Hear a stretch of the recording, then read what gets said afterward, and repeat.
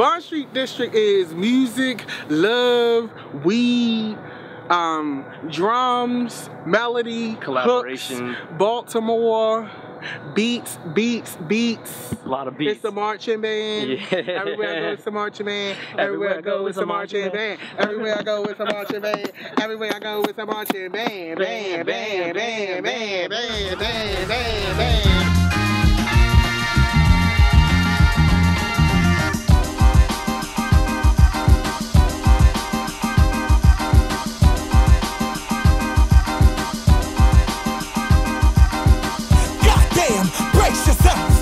Mouth, nigga, I'm a shady lady. I talk a lot of junk like Fred and Grady. Black created in a gold Mercedes that a blah.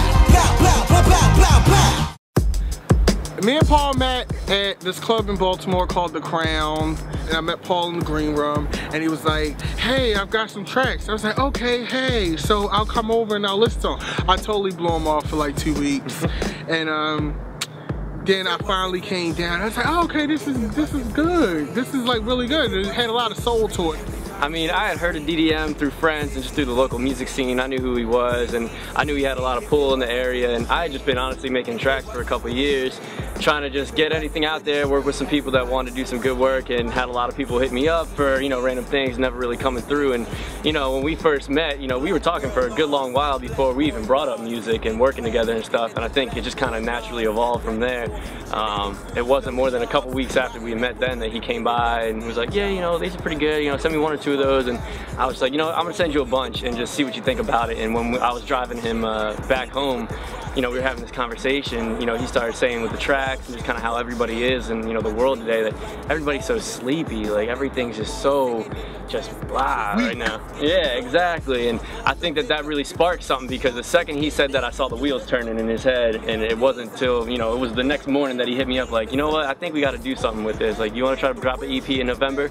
And at that point, I knew I had to do it. You know, there wasn't even a question. If it wasn't for these trends, if it wasn't for these trends, if it wasn't for these trends, everybody's so sweet. You know, sometimes people want to work with me, or people want to work on something, but it takes time, and I'm a very eccentric personality. So when you work with me, it's very vivid. It's a very creative process. It's a very romantic process, because I have a lot of different bases that I draw from, a lot of different experience, a lot of creative experience. You know, my mom, we grew up very poor, but my mother always took us to like museums, and I watched a lot of musicals and stuff like that.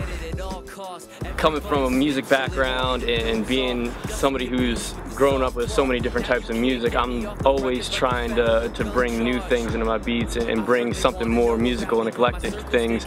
But I think I kind of got myself stuck in, you know, 1 or 2 specific genres of hip-hop, and I was really kind of on the whole boom bap thing, very J Dilla, very Flying Lotus, you know. But I think I had that kind of feel, and he brought in kind of a more modern feel to it, and he was the one who really pushed me to be different, you know, and try to do something different, but still being me. I think that's the biggest thing, is that he's pushed me to be the best that I could be as a producer, and I think that's really, but seriously though, it really has, it's brought me to a different level as a producer and as a musician.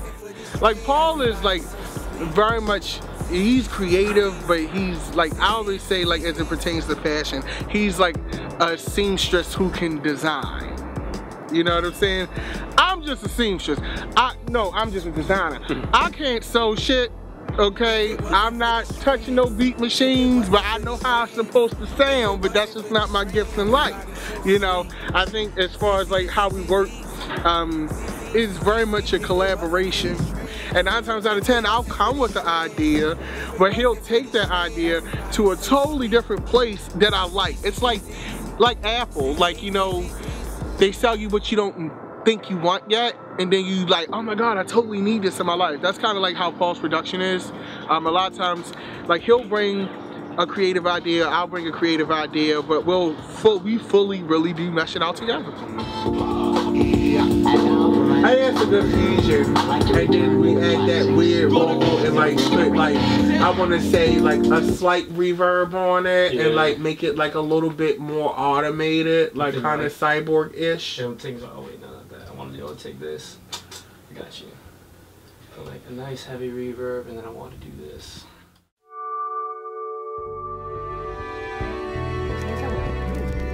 the single that we're shooting the music video for and everything is called Matinee. It's the last track on the EP. And honestly, I feel like that was one of the first tracks that we really kind of hit it off on. Paul has a real strong talent for atmosphere in records. So like in the beginning, it just sounds so warm and it sounds like you're opening into a cinema. That's why it's called Matinee, because even the wordplay on it, the way I wrote it like using movie jargon and Hollywood jargon as it pertains to life. You know what I'm saying? Like, it's my favorite line in that song is, analog girl in a digital world, find it hard to get work with a natural curl, laughing at essence, turning up her nose because they say that really making it is being in vogue. You know what I'm saying? So like a lot of times I made that line because a lot of times, especially being black in America, I feel like black people often compromise culture for universal success. You know, and it's something that is ingrained in us. And with Matinee, it's so many different scenarios and things like that. And it's like so weird to me because being with somebody in a group who is from a totally different walk of life, you know what I'm saying? Montgomery County, you know, I'm from West Baltimore, and to have that person understand what you're trying to say and convey that in a record, and it just feels the way it needs to feel. I think it's a great starting point for what this group is about, which is great music, great feeling, great originality, and just great vibe, and also showing that people can work together no matter where they come from or who you're friends with. Girl in the digital world, find it hard to get work with a natural curl. Shading on essence everywhere that she go, cause they say that really making it is being in vogue. Never satisfied. District represents the fusion of two worlds organically. It's not like one of those things where it's like, ooh, you're white and I'm black, let's do a group. You know what I'm saying? It's like one of those things where it really shows the diversity of the city. Like, this city is not one note. And being a person who is a native Baltimorean, I love Baltimore City, but I love all parts of Baltimore City. I love the junkies, I love the hookers, I love the fiends, I love the dope dealers, I love the rich white people that live in Roland Park, you know what I'm saying? I love the Asian people downtown with their video cameras at the harbor every summer. I love everything about this city, you know what I'm saying? Good and bad.